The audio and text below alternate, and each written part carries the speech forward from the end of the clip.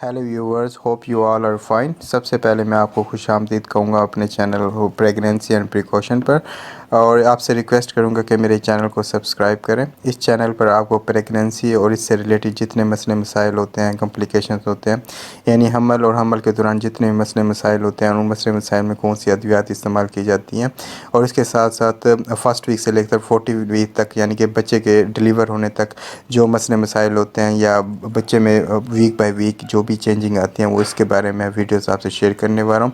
तो मेरे चैनल को ज़रूर सब्सक्राइब कीजिए। Thank you.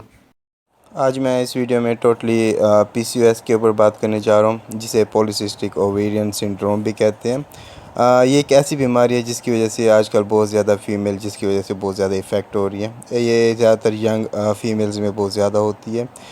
इसकी जो सबसे बड़ी वजह देखी जाती है वो आजकल के इस दौर में जो चल रही है वो इनका लाइफस्टाइल होता है। क्योंकि आजकल लाइफस्टाइल इतना हेल्दी नहीं है या इतनी प्रॉपर लाइफस्टाइल ज़िंदगी औरतें इस तरह नहीं गुजार रही जिस तरह उनको गुजारनी चाहिए, जिसकी वजह से उनको इस बीमारी का सामना करना पड़ता है। और ये एक ऐसी बीमारी है जिसके होते हुए एक फ़ीमेल इनफर्टिलिटी का शिकार हो जाती है। दूसरे अल्फाज में ये कह सकते हैं बांझपन का शिकार हो जाती है। यानी वो फ़ीमेल जो हमल की ख्वाहिश रखती हैं या हमल उठाने की कोशिश कर रही होती हैं, तो ये बीमारी उनके सामने पहाड़ की तरह ठहरी होती है, जो कि उनके हमल में बहुत बड़ी रुकावट होती है। तो इस बीमारी का बर वक्त इलाज करना बेहद ज़रूरी होता है। तो आज हम टोटली इस बीमारी पर बात करेंगे, इसकी क्या अलामत होती हैं और इससे हम कैसे बच सकते हैं।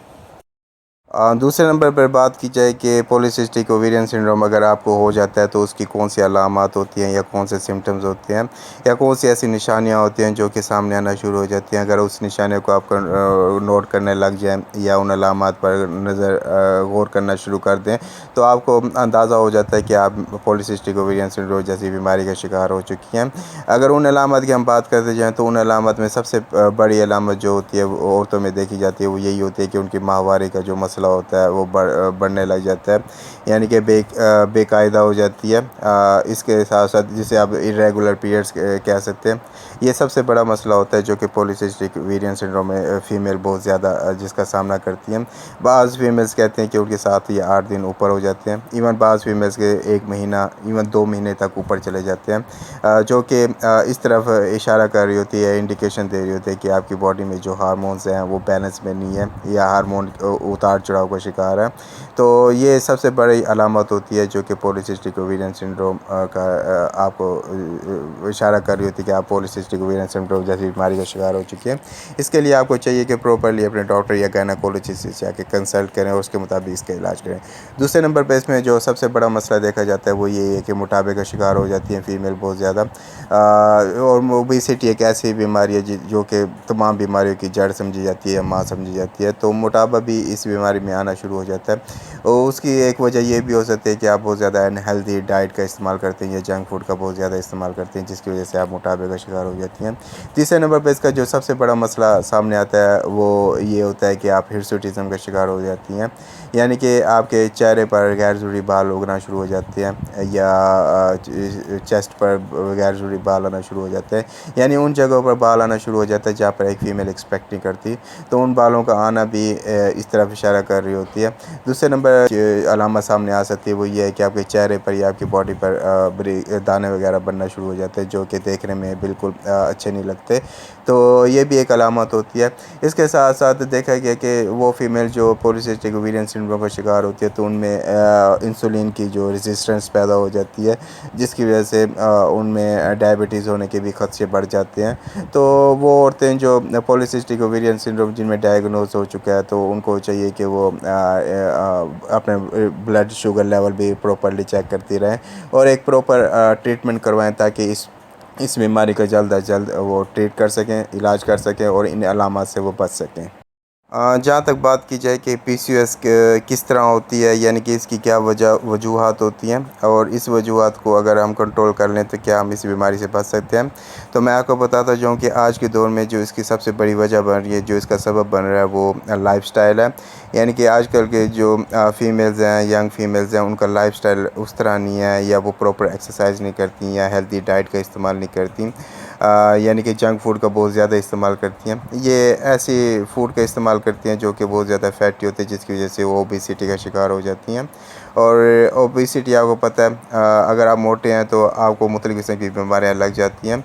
तो मोटापा एक ऐसी बीमारी है जो हर बीमारी की माँ समझी जाती है। तो ये ऐसे हेल्दी लाइफस्टाइल जो लोग फॉलो नहीं करते तो उनको बहुत ज़्यादा इन बीमारियों का सामना करना पड़ता है, जिसमें PCOS भी सर-ए-फ़हरिस्त है। दूसरे नंबर पर इसका शिकार वो औरतें होती हैं जिनकी फ़ैमिली हिस्ट्री में ये बीमारी पाई जाती है। कहने का मतलब ये है कि अगर आपकी माँ में ये बीमारी पाई जाती थी, PCOS का शिकार थी, या अगर आपकी बहनों में PCOS पाई जाती है, पॉलीसिस्टिक ओवेरियन सिंड्रोम पाया जाता है, या आपके करीबी रिश्तेदार जिसमें सबसे ऊपर जो रिश्ता समझा जाता है वो खाला वगैरह होता है, अगर उनमें भी किसी में अगर ये बीमारी पाई जाती है तो बहुत चांसेस होते हैं कि ये बीमारी आप में भी आ सके।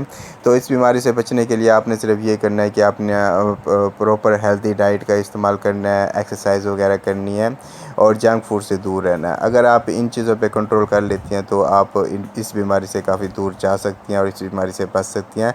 दूसरे अल्फाज में आप ये भी कह सकती हैं कि अगर आप ऐसा लाइफस्टाइल ज्वाइन करती हैं जो कि बहुत ज़्यादा हेल्दी है, तो उस लाइफस्टाइल की ज्वाइन करने से आपका ये इनफर्टिलिटी का भी आप शिकार नहीं रह सकती, यानी बांझपन की जो आजकल शिकायतें बढ़ती जा रही हैं, उसकी जो सबसे बड़ी वजह ये है कि उनकी ये अनहेल्दी फूड है और अनहेल्दी लाइफस्टाइल है।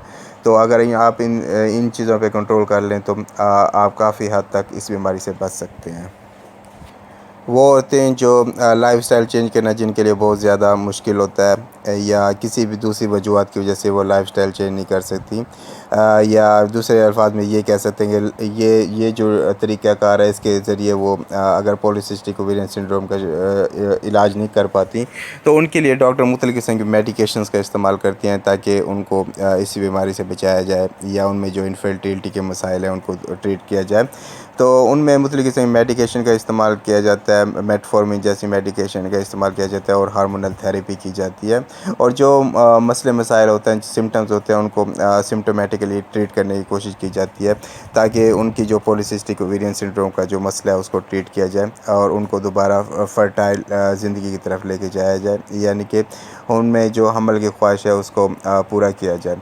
तो ये टारगेट्स होते हैं डॉक्टर के कि अगर आप लाइफस्टाइल के ज़रिए इसको ट्रीट नहीं कर पा रही, या कोई चीज़ आपके लाइफस्टाइल में ऐसी है जो कि रुकावट बन रही है इसको ट्रीट करते हुए, तो वो आपको मेडिकेशन के ज़रिए इसका ट्रीट करते हैं और मुख्तलिफ़ किस्म के टेस्ट भी करवाते हैं जिसमें मुख्तलिफ़ किस्म के हार्मोन्स के टेस्ट होते हैं और अल्ट्रासाउंड वगैरह भी कराते हैं।